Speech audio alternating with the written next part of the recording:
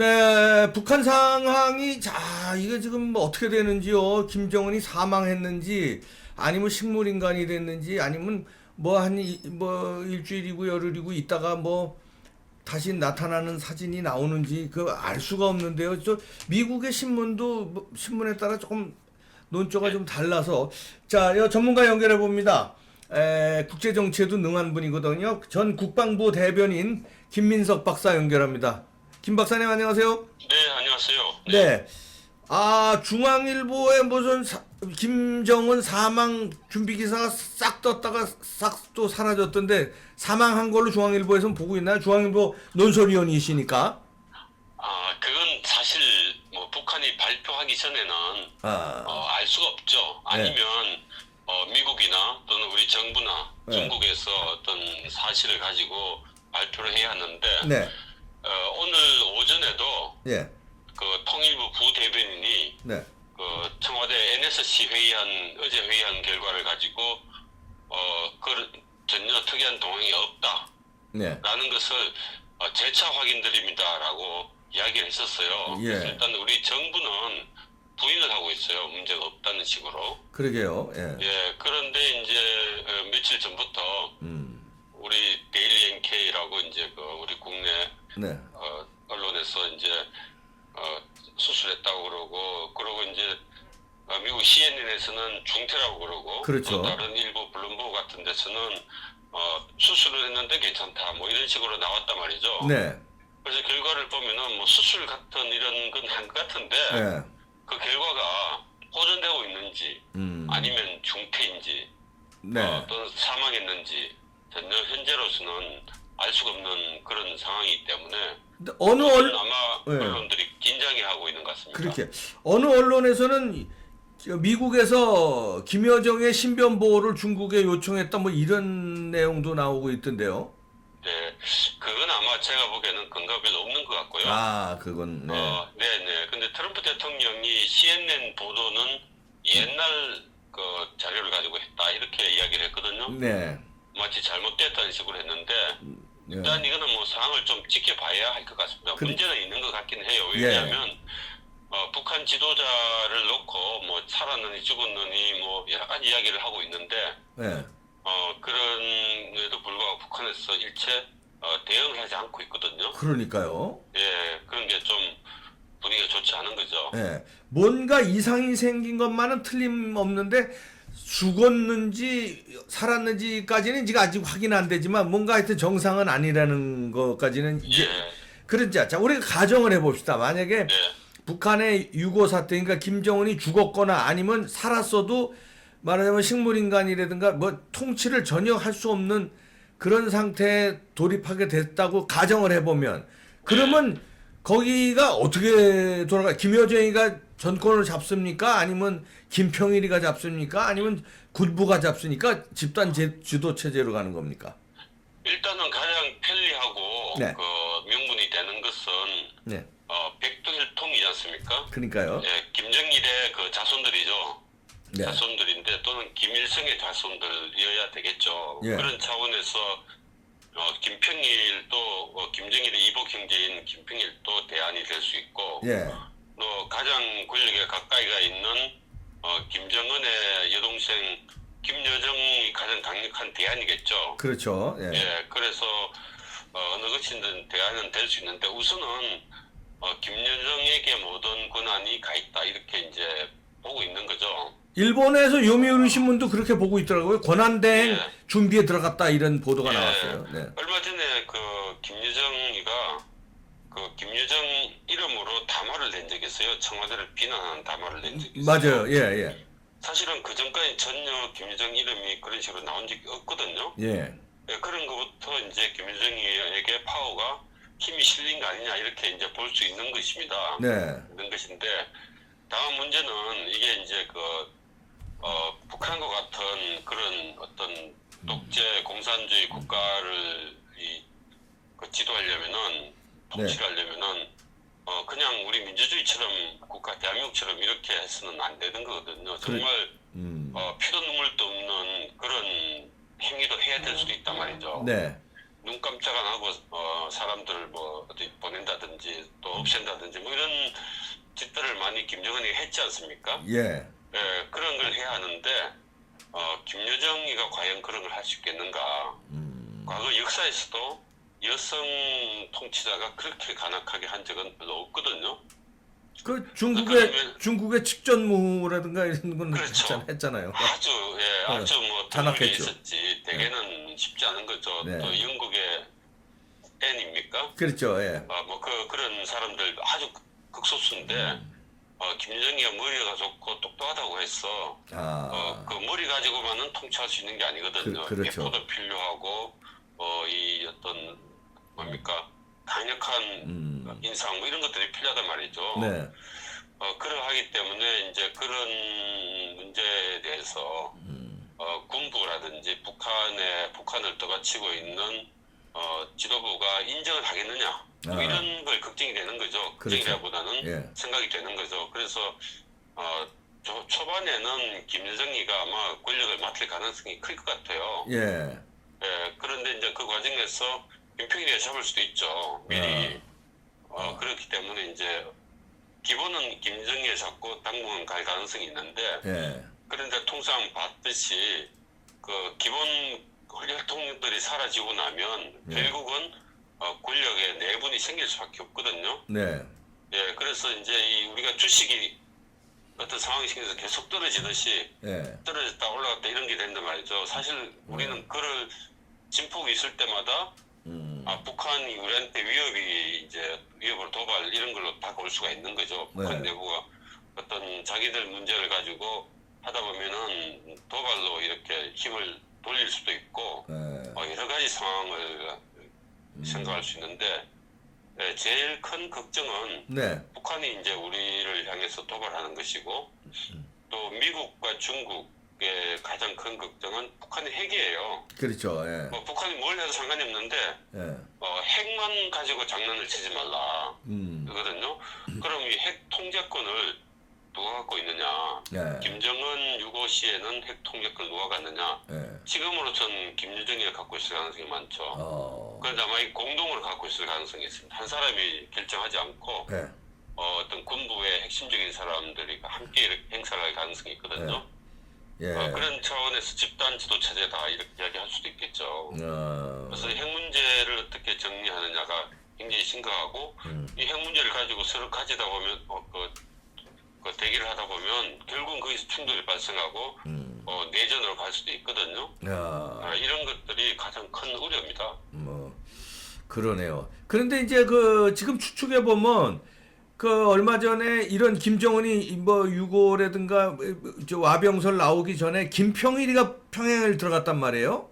네네. 그때 이제 저희가 여러 가지 분석을 했는데 숙청당하는 거 아니냐, 왜 불렀냐 이거 분석을 했는데 지금 보면은 이런 6.5 상태 미리 건강이 김정은이가 그때부터 안 좋아서 말하자면 군부라든가 어떤 김여정이가 됐든 군부가 됐든 대타를 세우려고 김평일을 급격하게 모셔간 거 아니냐 이런 추측도 할 수가 있나요? 할 수 있을 것 같긴 한데요. 네. 통상 우리가 집안 내에서 배다른 형제에 대해서는 어떻게 합니까? 서로 안 주려고 그러잖아요. 재벌들도 보면은 서로 배다른 형제들은 서로 싸우고 막 그러지 않습니까? 그러니까 아마 김여정 입장에서는 김평일에게 뭘 주려고 그렇게 안 할 겁니다 아마. 그러나 김평일이가 나이가 있으니까 노련하게. 네, 그렇게 뭐 또 원래 옛날 과거에도 우리 보면 국내에서 강력한 정치적으로 경쟁자들 해외 대사로 많이 내보냈지 않습니까? 아주 오랜 전 정부에서. 네. 그렇듯이 김평일이가 평생 해외를 떠돌다가 이제 들어왔단 말이죠. 예. 이제 나이도 있고 하니까 들어왔겠죠. 예. 근데 또 우리 과거 역사를 보면 이승만 박사가 이제 뭐 해외로 떠돌다가 임시정부에서 하다가 여기가 이제 말하자면 미군에 의해서 일본이 물러가니까 귀국을 하면서 일약 지도자가 되잖아요. 네, 그때 무정부 상태였죠. 그러니까 이제 김정은이 6.5 시에 막 혼란 상황이 있고 김정은이가 쓰러졌다 아프다 이게 급한 수술이 들어갔다 하니까 이게 김평일이가 쓱 들어온 거 아니냐 이런 추측은 할 수가 없나요? 아마 김정은이가 눈을 뜨고 있는 상황에서는 김평일이가 아, 뭐 그런 걸 위해서 들어올 수도 없을 거예요. 예. 오히려 정리하려고 데리고 왔을 가능성도 있죠. 아, 죽이려고 죽인다기보다는 뭐 하여튼 어떤 가두려고 감금 수준으로. 네. 방금 수준으로. 예. 그러면 그럴 지금 가능성이 확률상으로는 일단 김여정이가 만약에 김정은 6호가 발생한다면 김여정이가 틀어질 당분간은 그 다음에 이제 권력 투쟁이 있을지 없을지 그건 뭐 예단하기 어렵지만 현재 상태는 권한대행 뭐 준비에 들어갔다는 보도도 있고 하니까 그리고 예. 김여정이 담화문이 나온 게 그게 그렇죠. 힘이 완전히 실렸다고 네. 봐야죠. 그렇죠, 네. 그리고 이제 최영애라는 사람도 네. 이제 간단치 않은 사람이거든요. 간단치 어떻게 보면 최영애도 백두혈통으로 볼 수도 있어요. 왜냐하면 그렇죠. 김일성과 함께 최영애 아버지가 최현, 함께, 최현 같이 했고 사실 그때는 김일성보다 더 높은 지위에 있었거든요. 그렇죠. 그런 상태이기 때문에 사실 그때 최현이가 잡았으면 최현 가기로 되는 거죠. 그렇지. 최현이 예. 백두혈통이 되는 거죠. 네, 그럼 그래서 어. 그런 게 있는데 또 앞으로 문제는 네. 그 중국이 굉장히 문제가 될 수가 있어요. 그렇죠. 왜냐하면은 중국은 과거에 팔로군이라고 있어요. 네. 아시죠? 그 네. 중국군에 있었던 그 팔로군이 북한군 창설하는데 굉장히 큰 기반이 됐거든요. 그렇죠. 근데 중국에서는 과거부터 팔로군 자제들을 계속 중국에 유학시키고 또 북한 내에서도 이렇게 성장할 수 있도록 도와줬다고 그래요. 네. 있다고 하는데 그래서 그런 걸 활용해서 중국이 이제 북한에 영향력을 행사하고 핵 문제를 정리하려고 하고 뭐 이럴 수가 있기 때문에 네. 그런 면에서 이제 우리는 상당히 견제를 할 필요가 있죠. 네.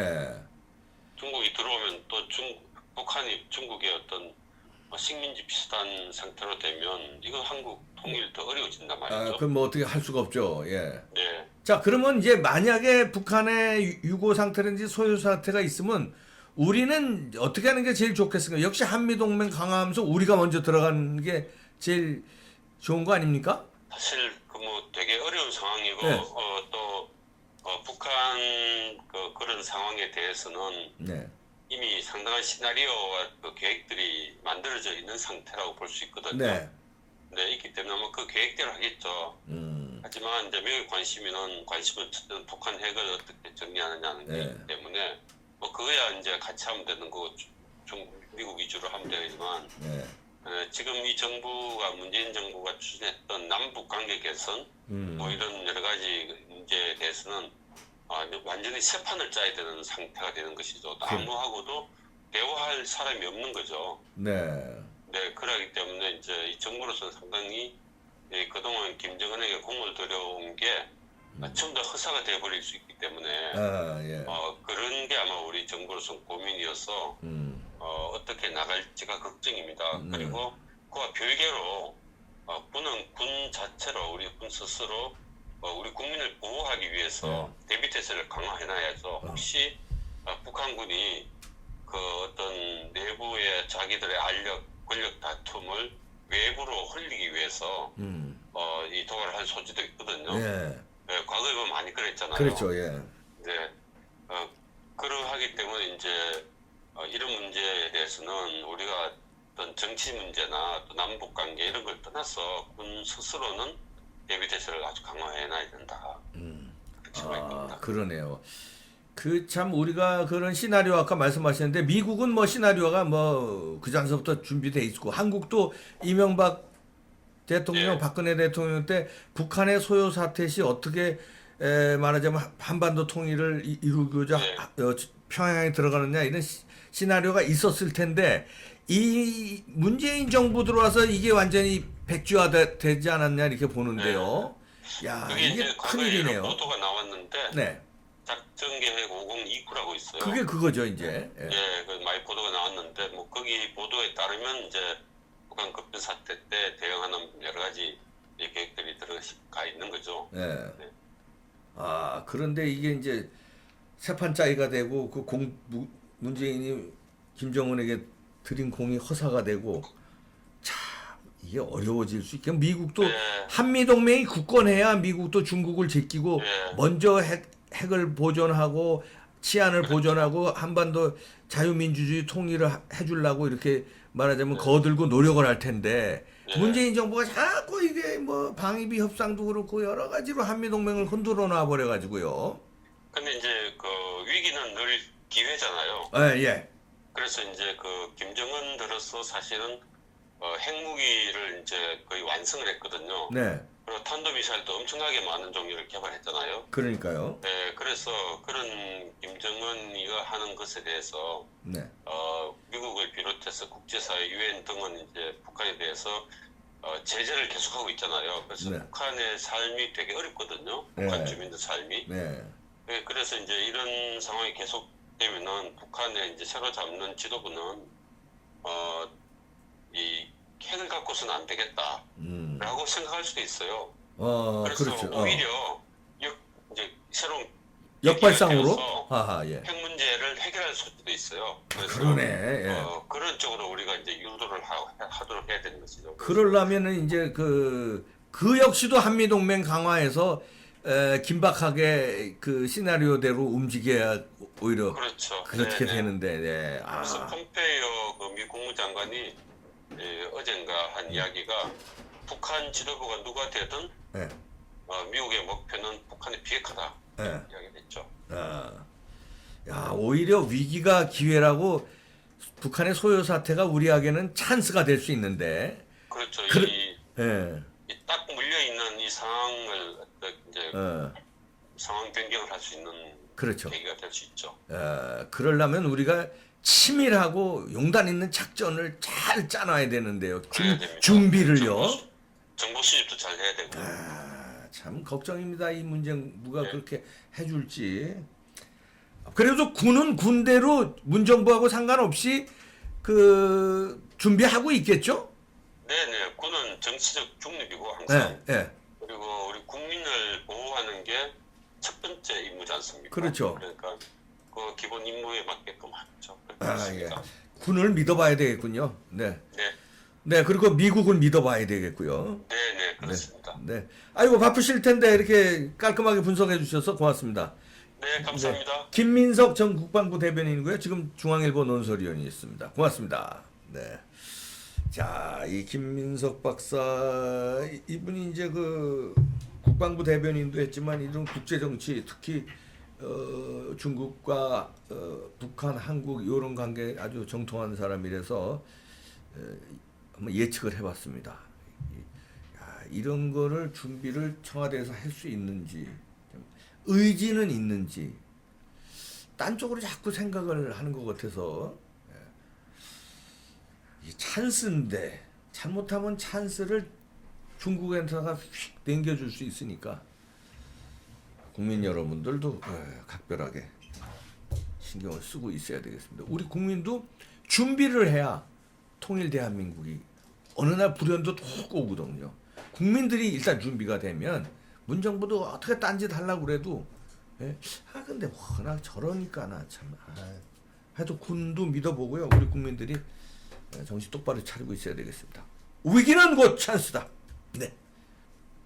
구독도 부탁드리고요. 좋아요도 부탁드립니다. 고맙습니다.